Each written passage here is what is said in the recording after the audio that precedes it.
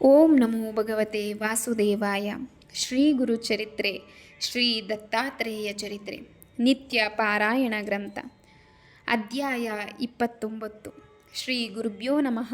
ಹರಿ ಓಂ.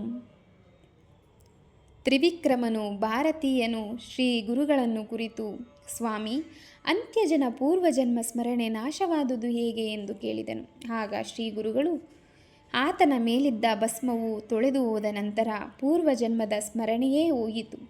ಭಸ್ಮಧಾರಣೆಯು ಮಹಾಪುಣ್ಯದಾಯಕವಾಗಿದೆ. ಭಸ್ಮಧಾರಕನಿಗೆ ಜ್ಞಾನದ ಬಾಗಿಲು ಬೇಗ ದೊರೆಯುತ್ತದೆ. ಬ್ರಹ್ಮಜ್ಞಾನವು ಆತನಿಗೆ ಬೇಗನೆ ದೊರೆಯುತ್ತದೆ. ಈ ಪ್ರಸಂಗದಲ್ಲಿ ಒಂದು ಇತಿಹಾಸವನ್ನು ಗುರುಗಳು ಹೇಳಿದರು. ಕೃತಯುಗದಲ್ಲಿ ವಾಮದೇವರೆಂಬ ತಪಸ್ವಿಗಳಿದ್ದರು. ಅವರು ಸದಾ ಭಸ್ಮಧಾರಿಗಳಾಗಿರುತ್ತಿದ್ದರು. ಅವರು ಅರಣ್ಯದಲ್ಲಿ ಸಂಚರಿಸುತ್ತಿದ್ದಾಗ ರಾಕ್ಷಸನೊಬ್ಬನು ಅವರನ್ನು ತಿನ್ನಲು ಬಂದನು. ಅವರ ದೇಹದ ಭಸ್ಮವು ಆ ಪಿಶಾಚನಿಗೆ ಸ್ಪರ್ಶವಾಗಲು ಅವರ ಪಾಪ ನಾಶವಾಗಿ ದಿವ್ಯ ದೇಹ ಬಂದಿತು. ಆ ವ್ಯಕ್ತಿಯು ಮುನಿಗಳಿಗೆ ನಮಸ್ಕರಿಸಿ, ಸ್ವಾಮಿ, ನನ್ನನ್ನು ಉದ್ಧರಿಸಿ ಎಂದು ಪ್ರಾರ್ಥಿಸಿದನು.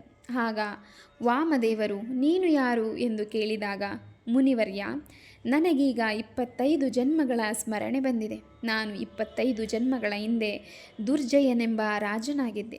ಆಗ ಪ್ರಜಾಪೀಡಕನೂ ಸ್ತ್ರೀಲಂಪಟನೂ ಆದ ನಾನು ಸಕಲ ದುರ್ವಿದ್ಯೆಗಳ ದಾಸನಾಗಿದ್ದೆ. ಇದರ ಫಲವಾಗಿ ನರಕವಾಸವನ್ನು ಅನುಭವಿಸಿದೆ. ಉಳಿದ ಪಾಪದ ಫಲವಾಗಿ ಹೀನ ಜನ್ಮಗಳನ್ನು ತಾಳಬೇಕಾಯಿತು. ಹೀಗೆ ನರಭಕ್ಷಕನಾಗಿದ್ದೆ. ನಿಮ್ಮನ್ನು ತಿನ್ನಲು ಬಂದಾಗ ಸ್ಪರ್ಶದಿಂದಲೇ ನನ್ನ ಪಾಪ ನಾಶವಾಯಿತಲ್ಲ, ಇದಕ್ಕೆ ಕಾರಣವೇನು ಎಂದು ಕೇಳಿದಾಗ ಅವರು, ಇದು ಶಿವನ ಭೂಷಣವಾದ ಭಸ್ಮದ ಫಲವೇ ಆಗಿದೆ ಎಂದರು. ವಾಮದೇವರು ಆತನಿಗೆ ಮಂತ್ರಿಸಿದ ಭಸ್ಮವನ್ನು ಕೊಟ್ಟರು.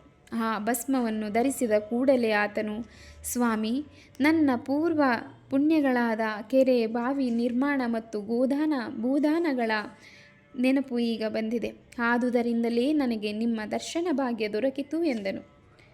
ಭಸ್ಮಧಾರಣೆಯಿಂದಲೇ ದಿವ್ಯ ದೇಹ ಸಿಕ್ಕಿತು. ಆ ವಾಮದೇವರು ಸ್ವಯಂ ತ್ರಿಮೂರ್ತಿ ಸ್ವರೂಪಿಗಳೇ ಆಗಿದ್ದರು.